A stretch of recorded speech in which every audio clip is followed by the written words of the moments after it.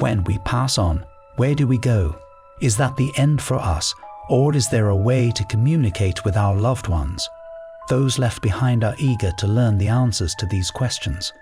In this edition of Doc TV Monster Horror Documentary Series, we'll be delving into the unknown worlds of Ouija and seances. What is the Ouija? The Ouija, also known as a spirit board or talking board, is a flat board marked with the letters of the alphabet, the numbers 0 to 9, the words yes, no, occasionally hello and goodbye, along with various symbols and graphics. It uses a planchette, small heart-shaped piece of wood or plastic, as a movable indicator to spell out messages during a seance. Participants place their fingers on the planchette, which is moved about the board to spell words. Ouija is a trademark of Hasbro, but is often used generically to refer to any talking board. Can something be made by Hasbro and sold in the same store aisles as games like Monopoly and Chutes and Ladders help us communicate with the dead? Spiritualists in the United States believed that the dead could contact the living. They reportedly used a talking board very similar to a modern Ouija board at their camps in the US state of Ohio in 1886 to enable faster communication with spirits ostensibly. Following its commercial introduction by businessman OUIJA Bond on July 1, 1890, the Ouija board was regarded as an innocent parlor game unrelated to the occult until American spiritualist Pearl Curran popularized its use as a divining tool during World War I. Paranormal and supernatural beliefs associated with Ouija have been criticized by the scientific community and are characterized as pseudoscience. The board's action can be most easily explained by the unconscious movements of those controlling the pointer, a psychophysiological phenomenon known as the ideomotor effect. Mainstream Christian denominations, including Catholicism, have warned against using Ouija boards, holding that they can lead to demonic possession. On the other hand, occultists are divided on the issue, with some saying that it can be a tool for positive transformation. Others reiterated the warnings of many Christians and caution inexperienced users against it. Where did the word Ouija come from?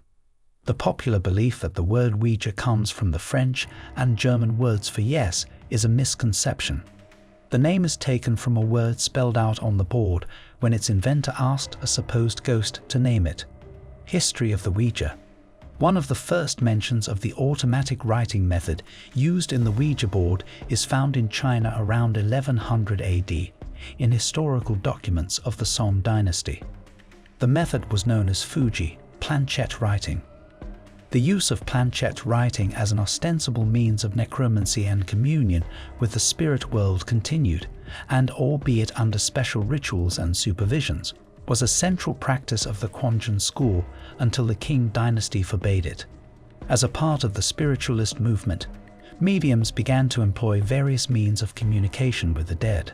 Following the American Civil War in the United States, mediums did significant business in allegedly allowing survivors to contact lost relatives. The Ouija was created and named in Baltimore, Maryland, in 1890. Still, talking boards were so common by 1886 that news reported the phenomenon taking over the spiritualists' camps in Ohio. An employee of OUIJA Bond, William Fuld, took over the talking board production. In 1901, Fuld started production of his boards under the name Ouija. Charles Kennard, the founder of Kennard Novelty Company, which manufactured Fuld's talking boards, and where Fuld had worked as a varnisher, claimed he learned the name Ouija from using the board, and that it was an ancient Egyptian word meaning good luck. When Fuld took over production of the boards, he popularized the more widely accepted etymology, that the name came from a combination of the French and German words for yes. The scientific response. The Ouija phenomenon is considered by the scientific community to be the result of the ideomotor response. Michael Faraday first described this effect in 1853 while investigating table turning. Various studies have been conducted, recreating the effects of the Ouija board in the lab and showing that, under laboratory conditions, the subjects moved the planchette involuntarily. A 2012 study found that when answering yes or no questions, Ouija use was significantly more accurate than guesswork, suggesting that it might draw on the unconscious mind. Skeptics have described Ouija board users as operators.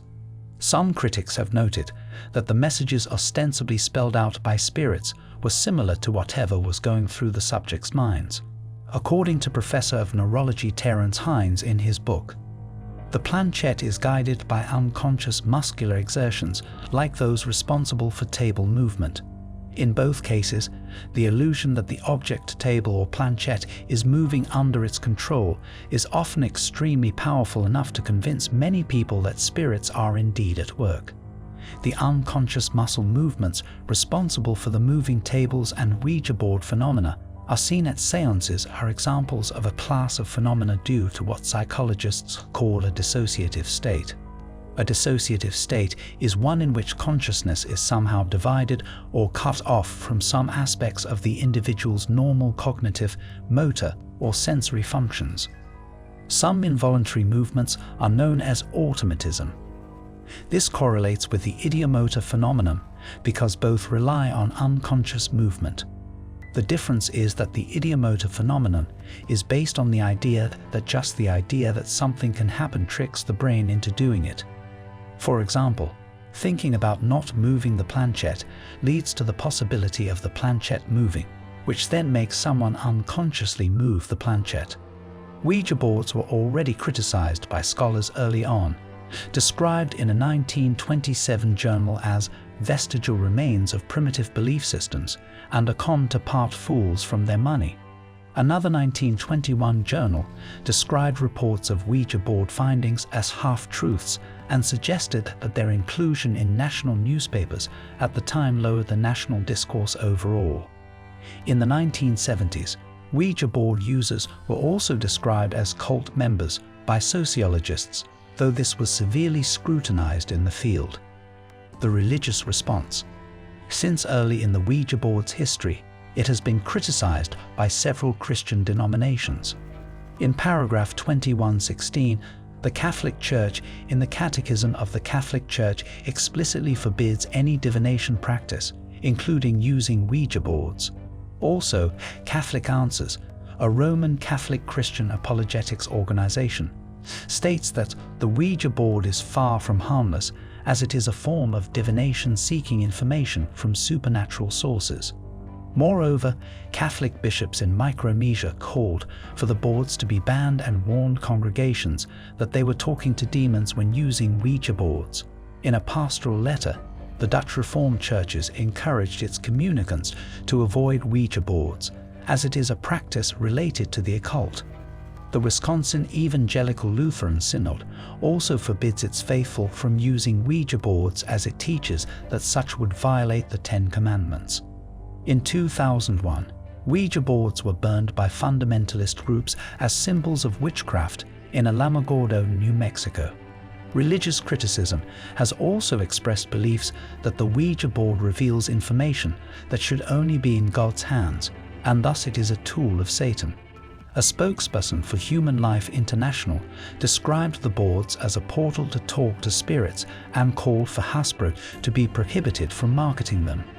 These religious objections to the use of the Ouija board have, in turn, given rise to ostension-type folklore in the communities where they circulate. Cautionary tales that the board opens the door to evil spirits turn the game into the subject of a supernatural dare, especially for young people. Famous users. Ouija boards have been the source of inspiration for literary works, used as guidance in writing or as a form of channeling literary works. As a result of Ouija boards becoming popular in the early 20th century, by the 1920s, many psychic books were written of varying quality, often initiated by Ouija board use. Emily Grant Hutchings claimed that her novel Jap Heron, A novel written from the Ouija board was dictated by Mark Twain's spirit through using a Ouija board after his death. Pearl Lenore Curran alleged that she was in contact with a spirit named Patience Worth for over 20 years.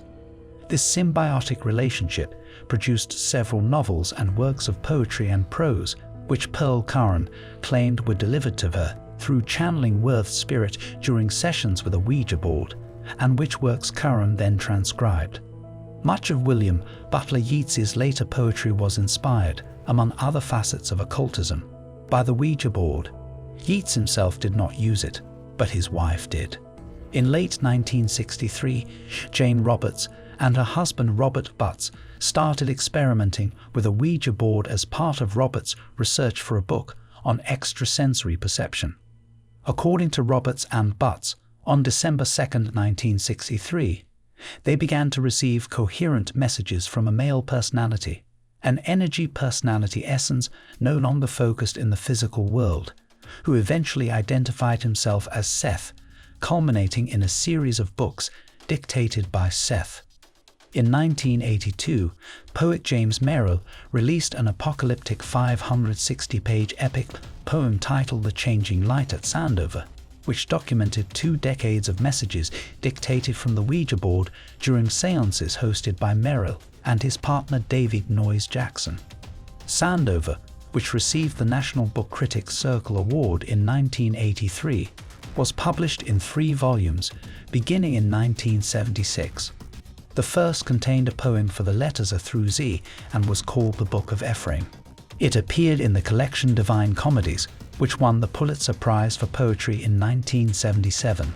According to Merrill, the spirits ordered him to write and publish the next 2 installments, Mirabelle, Books of Number, in 1978, which won the National Book Award for Poetry, and Scripts for the Pageant in 1980. Aleister Crowley had great admiration for the use of the Ouija board, and it played a passing role in his magical workings. Jane Wolfe, who lived with Crowley at Abbey of Thelema, also used the Ouija board. She credits some of her greatest spiritual communications to the use of this implement. Crowley also discussed the Ouija board with another of his students, the most ardent of them, Frater Chad Charles Stansfeld Jones. It is frequently mentioned in their unpublished letters. In 1917, Chad experimented with the board as a means of summoning angels instead of elementals. In one letter, Crowley told Jones, "Your Ouija board experiment is rather fun. You see how very satisfactory it is, but I believe things improve greatly with practice. I think you should keep to one angel and make the magical preparations more elaborate." Over the years, both became so fascinated by the board that they discussed marketing their design. Their discourse culminated in a letter dated February 21, 1919, in which Crowley tells Jones, "I offer you the basis of 10% of my net profit. You are, if you accept this, responsible for the legal protection of the ideas and the marketing of the copyright designs. I trust that this may be satisfactory to you. I hope to let you have the material in the course of a week."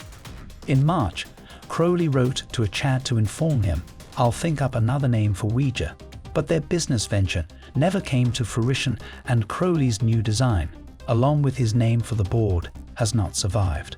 Crowley has stated of the Ouija board that there is, however, a good way of using this instrument to get what you want, and that is to perform the whole operation in a consecrated circle so that undesirable aliens cannot interfere with it.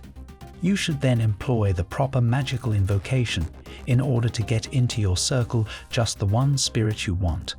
It is comparatively easy to do this.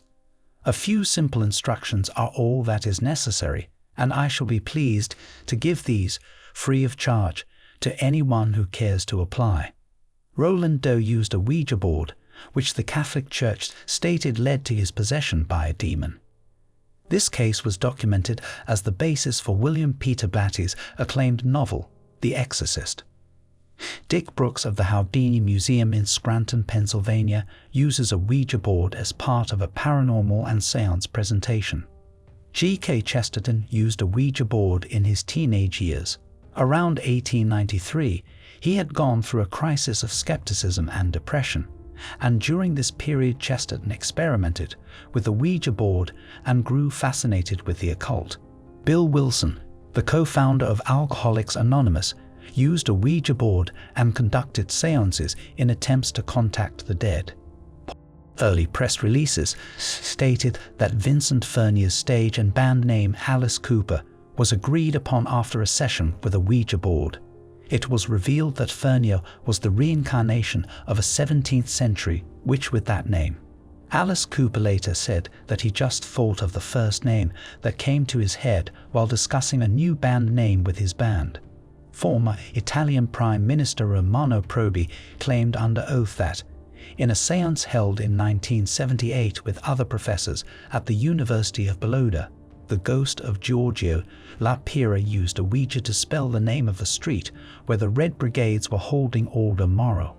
According to Peter Popham of The Independent, everybody here has long believed that Prodi's Ouija board tale was no more than an ill-advised and bizarre way to conceal the identity of his true source, probably a person from Bologna's seething far-left underground, whom he was pledged to protect. The Mars Volta wrote their album Bedlam in Goliath based on their alleged experiences with a Ouija board. According to their story, written for them by a fiction author, Jeremy Robert Johnson, Omar Rodriguez Lopez purchased one while traveling in Jerusalem. At first, the board provided a story that became the theme for the album.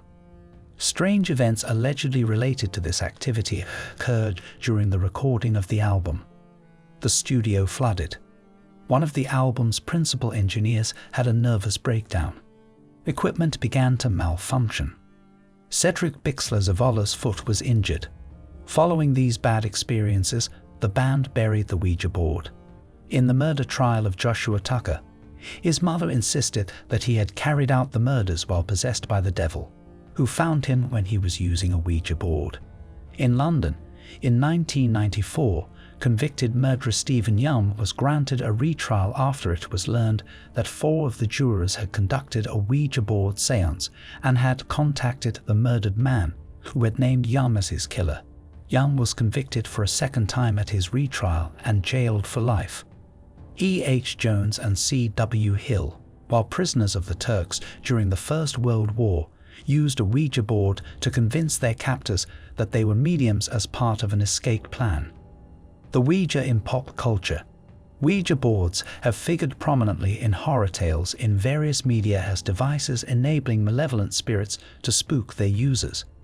They often make brief appearances, relying heavily on the atmosphere of mystery the board already holds in the viewer's mind to add credence to the ghostly presence in the story being told. A Ouija board is an early part of the plot of the 1973 horror film The Exorcist.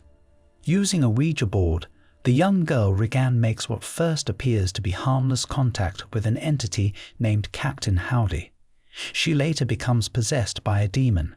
Based on Ouija board, a song and album of the name OUIJA Awake by Ozabissa was released in 1976. The 1986 film Witchboard and its sequel center on the use of Ouija. The 1991 film And You Thought Your Parents Were Weird features the use of a Ouija board in an important early scene. The 2000 movie, What Lies Beneath, includes a seance scene with a board.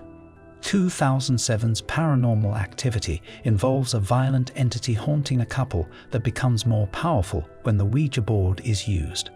Another 2007 film, Ouija, depicted a group of adolescents whose use of the board causes a murderous spirit to follow them.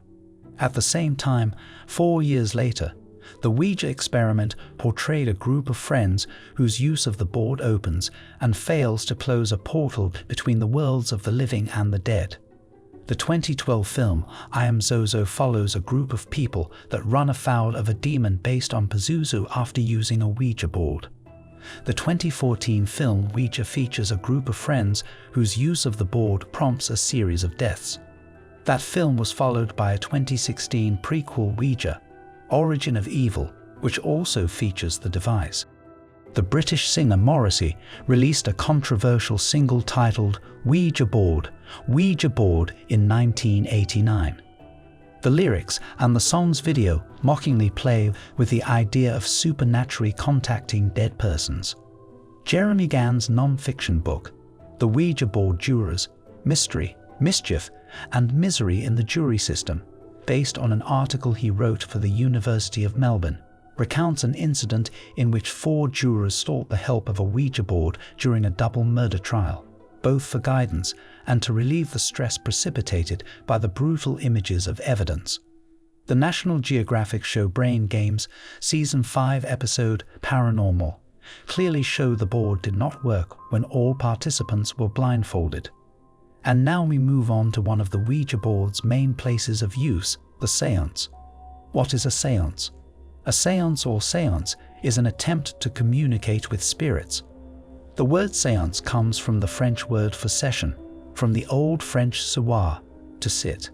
In French, the word's meaning is quite general. One may, for example, speak of a movie session. In English, however, the word came to be used specifically for a meeting of people gathered to receive messages from ghosts or to listen to a spirit medium discourse with or relay messages from spirits. In modern English usage, participants need not be seated while engaged in a séance. Fictionalized conversations between the deceased appeared in Dialogues of the Dead by George, 1st Baron Lyttelton, published in England in 1760. Among the notable spirits quoted in this volume are Peter the Great, Pericles, a North American savage, William Penn, and Christina, Queen of Sweden. The popularity of séances grew dramatically with the founding of the religion of spiritualism in the mid-19th century.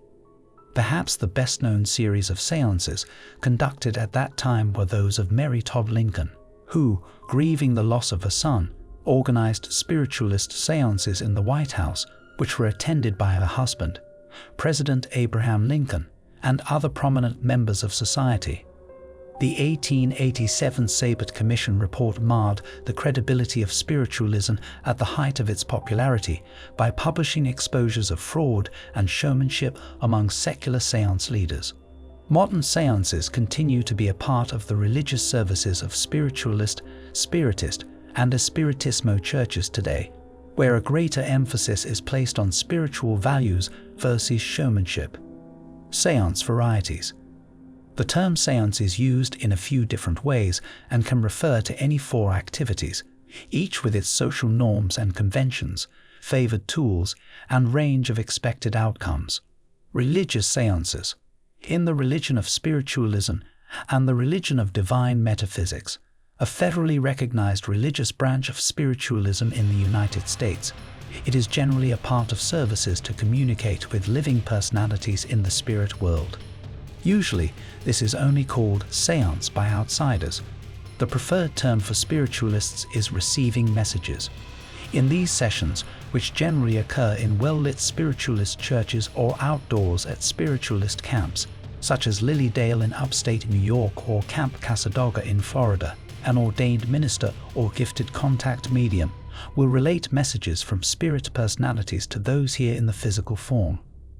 Generally, spiritualist message services or demonstrations of the continuity of life are open to the public. Sometimes the medium stands to receive messages and only the sitter is seated. In some churches, the message service is preceded by a healing service involving some form of faith healing. In addition to communicating with the spirits of people who have a personal relationship with congregants, some spiritual churches also deal with spirits who may have a specific relationship with the medium or a historical connection to the body of the church. An example of the latter is the spirit of Black Hawk, a Native American warrior of the Fox tribe who lived during the 19th century. Black Hawk was a spirit that the spiritualist medium Leafy Anderson often contacted. He remains the central focus of particular services in the African American spiritual churches she founded. In the Latin American religion of Espiritismo, which resembles spiritualism, séance sessions in which congregants attempt to communicate with spirits are called masses. The spirits addressed in Espiritismo are often those of ancestors or Catholic saints. Mediums who claim to contact spirits of the dead or other spirits while on a stage with audience members seated before them are not holding a seance because they are not seated.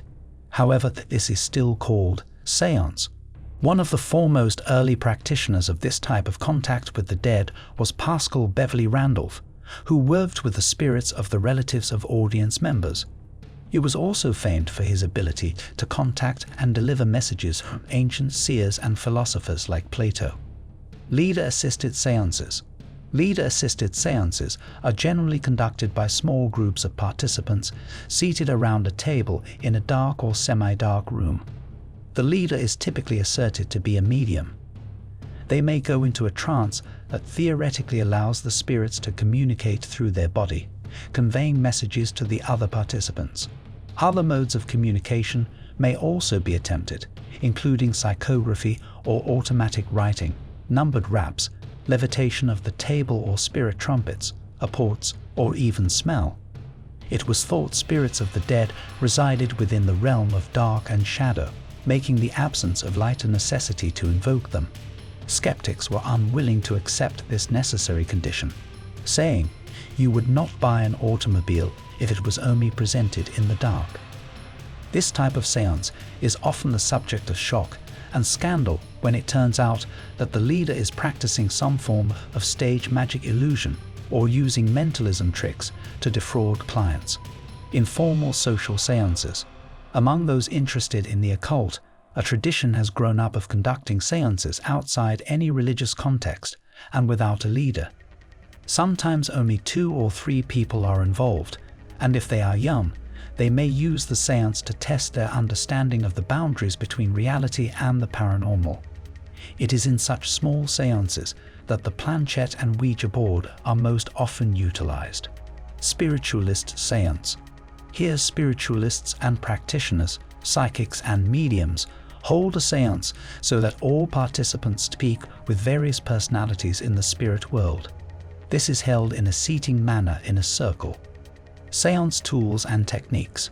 Mediumship involves an act where the practitioner attempts to receive messages from spirits of the dead and from other spirits that the practitioner believes exist. Some self-ordained mediums are fully conscious and awake while functioning as contacts. Others may step into a partial or complete trance or an altered state of consciousness. These self-called trance mediums often state that when they emerge from the trance state, they have no recollection of the messages they conveyed. It is customary for such practitioners to work with an assistant who writes down or otherwise records their words. Spirit boards are flat tablets typically made of wood, masonite, chipboard, or plastic. Several symbols, pictures, letters, numbers, and words are on the board. The board is accompanied by a planchette, French for little board, which can take the form of a pointer on 3 legs or magnifying glass on 1 leg. Homemade boards may employ a shot glass as a planchette. A basic Ouija board would simply contain the alphabet of whatever country the board is being used in, although it is not uncommon for whole words to be added. The board is used as follows. 1 or more of the participants in the seance place 1 or 2 fingers on the planchette in the middle of the board. The appointed medium asks questions of the spirits they are attempting to communicate. During the latter half of the 19th century, several spiritualist mediums began to advocate the use of specialized tools for conducting seances, particularly in leader-assisted sessions conducted in darkened rooms.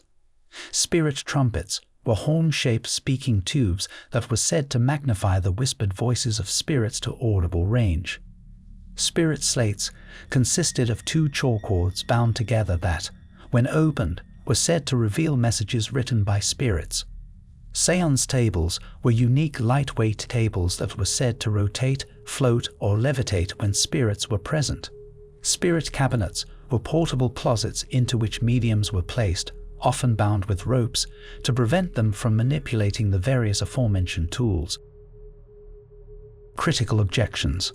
Scientific skeptics and atheists generally consider both religious and secular seances to be scams, or at least a form of pious fraud, citing a lack of empirical evidence. The exposure of supposed mediums whose use of seance tools derived from the techniques of stage magic has been disturbing to many believers in spirit communication. In particular, the 1870s exposures of the Davenport brothers as illusionists and the 1887 report of the Sabbat Commission brought an end to the first historical phase of spiritualism. Stage magicians like John Neville Maskelyne and Harry Houdini made a sideline of exposing fraudulent mediums during the late 19th and early 20th centuries. In 1976, M. Lamarckine described deceptive techniques that he had used in seances. However, in the same book, Keane also stated that he still had a firm belief in God, life after death, ESP, and other psychic phenomena. In his 2004 television special seance, magician Darren Brown held a seance and afterward described some tricks he used to create the illusion of paranormal events. Critics of channeling, including both skeptics and believers, state that since the most commonly reported physical manifestations of channeling are an unusual vocal pattern or abnormal overt behaviors of the medium, it can be quite easily faked by anyone with theatrical talent.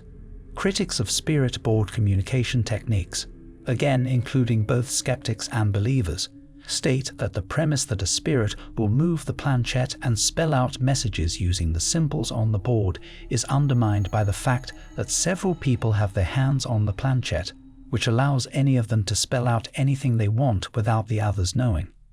They claim this is a common trick used on occasions such as teenage sleepover parties to scare people. Another criticism of spirit board communication involves what is called the ideomotor effect, which has been suggested as an automatism or subconscious mechanism by which a Ouija user's mind unknowingly guides his hand upon the planchette. Hence, he will honestly believe he is not moving it, when in fact he is. This theory rests on the premise that humans have a subconscious mind, a belief not held by all. The exposures of fraud by tool-using mediums have had two divergent results. Skeptics have used historic exposures as a frame to view all spirit mediumship as inherently fraudulent. In contrast, believers have tended to eliminate the use of tools, but continue to practice mediumship in complete confidence of its spiritual value. The psychology of the seance. Research in anomalistic psychology has revealed the role of suggestion in seances. In 2003, a series of fake seance experiments, paranormal believers and disbelievers were suggested by an actor that a table was levitating when, in fact, it remained stationary. After the seance, approximately 1/3 of the participants incorrectly reported that the table had moved. The results showed a greater percentage of believers reporting that the table had moved. In another experiment, the believers also reported that a handbell had moved when it had remained stationary and expressed their belief that the fake seances contained genuine paranormal phenomena. The experiments strongly supported the notion that in the seance room, believers are more suggestible than disbelievers for suggestions that are consistent with their belief in paranormal phenomena. Popular mediums. Popular 19th century trance medium lecturers include Cora Scott Hatch, Efsa W. Sprague, Emma Harbinge Britton, and Pascal Beverly Randolph. The Fox sisters were among the notable people who conducted small leader-assisted seances during the 19th century. Their activities included table rapping, and the Davenport brothers, famous for the spirit cabinet work. Both the Foxes and the Davenports were eventually exposed as frauds. In the 20th century, notable trance mediums include Edgar Cayce and Arthur Ford. Famous seance attendees. Notable people who have attended seances and professed a belief in spiritualism include the social reformer Robert Owen, the journalist and pacifist William T. Stead, William Lyon Mackenzie King, the Prime Minister of Canada for 22 years, sought spiritual contact and political guidance from his deceased mother, his pet dogs, and the late US President Franklin D. Roosevelt, the journalist and author Lloyd Kenyon Jones, the physician and author Arthur Conan Doyle, Many artists, including abstractionists Hilma af Klint, the Regina 5 and Paulina Peavy, have given partial or complete credit for some of their work to spirits they contacted during seances. Paulina said that when she painted, she did not have control over her brush, that it moved on its own, and that it was Lacamo the spirit who was directing it. Scientists who have conducted a search for real seances and believe that contact with the dead is a reality include the chemist William Crookes, the evolutionary biologist Alfred Russel Wallace, and reportedly, the inventor of radio Guglielmo Marconi, the inventor of telephone Alexander Graham Bell, the experimental physicist Oliver Lodge, and the inventor of television technology John Logie Baird, who claim to have contacted the spirit of the inventor Thomas Edison. Debunkers. Among the best-known exposers of fraudulent mediumship acts have been the researchers Frank Potmore of the Society for Psychical Research, Harry Price of the National Laboratory of Psychical Research, and the professional stage magicians John Neville Maskelyne, who exposed the Davenport brothers, and Harry Houdini, who clearly stated that he did not oppose the religion of spiritualism itself, but only the trickery by phony mediums that was being practiced in the name of the religion. The psychical researcher Heward Carrington exposed the tricks of fraudulent mediums such as those used in slate writing, table turning, trumpet mediumship, materializations, sealed letter reading, and spirit photography. The skeptic Joseph McCabe documented many mediums who had been caught in fraud, and the tricks they used in his 1920 book is spiritualism based on fraud. Magicians have a long history of exposing the fraudulent methods of mediumship. Early debunkers included Chun-Ling Su, Henry Evans, and Julian Proskauer. Later magicians to reveal fraud were Fulton Auster, Joseph Dunninger, Joseph Rinn, and James Randi. The researchers Trevor H. Hall and Gordon Stein have documented the trickery of the medium Daniel Douglas Home. Tony Cornell exposed several fraudulent mediums, including Rita Gould and Alec Harris. What do you believe? Fact, fiction, or just wishful thinking?